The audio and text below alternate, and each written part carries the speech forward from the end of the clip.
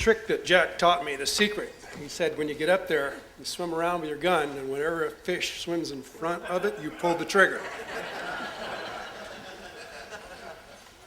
I've, in past years, run several trips to blue water areas like San Benedicto. And the first day of the trip, we have a safety seminar. And Todd asked me to speak on safety because there are a few things that I feel strongly about and that we try to brief every diver about. But as I look across this audience, I see some names and faces that were legends to me. I remember in 1962 looking at a copy of Skin Diver magazine and seeing a picture of Art Pindar with an 804-pound Jewfish that he had speared under a bridge in Florida. And I feel like a midget standing on the shoulder of giants today. But this is what I have, my thoughts on safety are.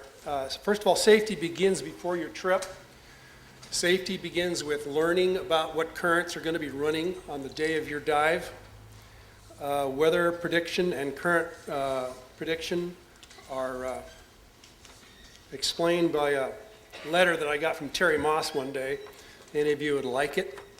I have it here, and this will tell you how to predict what the current will be in your location where you're diving, the day you're diving. It comes in very handy, and it's an important thing to know because if somebody gets swept away, you need to know how long the current's going to run, what the direction's going to be, when the tide is going to change. And this is an important part of safety. The number one thing, however, that I fear most in all diving, at least in the California area, is not blacking out, is not sharks, is not being speared by another diver. The number one thing I fear, especially in offshore areas like Cortez Bank, is fog. Most people don't realize that. Fog can kill you. I know commercial ab divers at Cortez Bank who had the fog come in and they couldn't see the end of their boat. So if you're out on a big boat, out in big water, and the fog comes in, the current comes up, you get a fish, or all of a sudden you look up and the boat is gone, you can't see it. What are you going to do? What I recommend is that on every boat, you have something that extends over the side with a bell on it, so that somebody in the boat can put that bell and have an inexhaustible supply of sound that somebody can hear so they can orient themselves and find where the boat is. Fog can be so thick that I'm surprised we haven't lost more people as a result of it. Luckily, we don't get much of it, and that's why I'm commenting on it, because people don't really suspect that this is going to be a problem. One of the other things on a boat that you should have is as you dive in blue water, is a banana. It's one of these things that you blow up and it increases your height, because a lot of times you'll get the wind will come up, you'll be in 3-foot chop, your pongero is going to be looking for you, he's not going to be able to see you. You need something that you can extend your reach upward that is highly visible. Another thing which you can get is a mirror. This is plastic mirror. You can cut it with a table saw, and you can have a small mirror on your person. That way, if you're a mile away, you can still use that mirror to reflect back to the boat, and they'll be able to see you. When you anchor, one of the most important things is that your anchor line has a buoy on the end of it. Because if somebody gets in trouble, you want to be able to just untie your anchor line from the boat, throw it over, and have a buoy on the end of your anchor line. This is exactly what happened when Al Schnepperschnapf was killed. Dick Howard and the Hustler told Stansberry to go up, toss the anchor line overboard, which he did. They didn't have to take all the time to pull the anchor, and that takes a lot of time, a lot of effort, and invariably in an emergency, you're going to get hung up. So you're able to just toss your anchor line over, and then he backed the boat up. They pulled Al on, and then unfortunately he died. But the operation might have been a success because they were able to back up without having to pull the anchor. Secondly, you should always have a buoy in your boat that you can toss over. If you're looking for a lost diver, you want a reference point as to from where you start.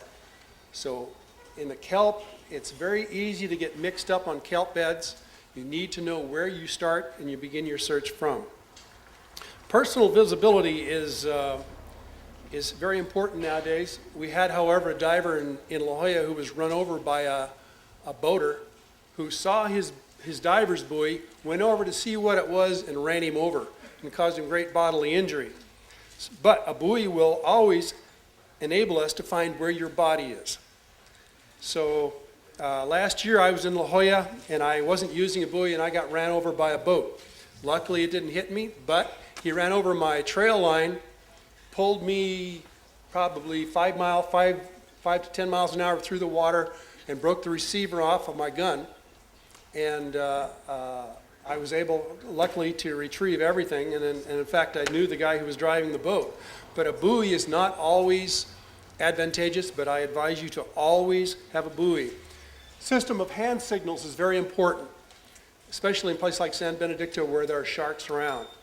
So we had a system for hand signals, and that one hand signal was pick me up. And if you're waving, pick me up now. I'm in danger. So I suggest you develop a system of hand signals. Spearfishing's most common danger, of course, is a loaded gun. And as anybody who's ever used a gun anywhere in the world should know, you never point a loaded gun at anybody. If you insist on getting on board a boat with a loaded gun, and this seems to be the trend nowadays, this is a very, very dangerous trend. In the 60s, we never allowed any loaded guns on the boat. And I think you shouldn't either.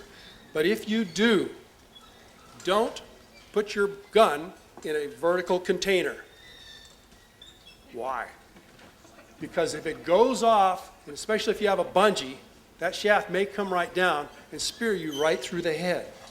So if you're going to put a loaded gun on a boat, have it facing off the stern.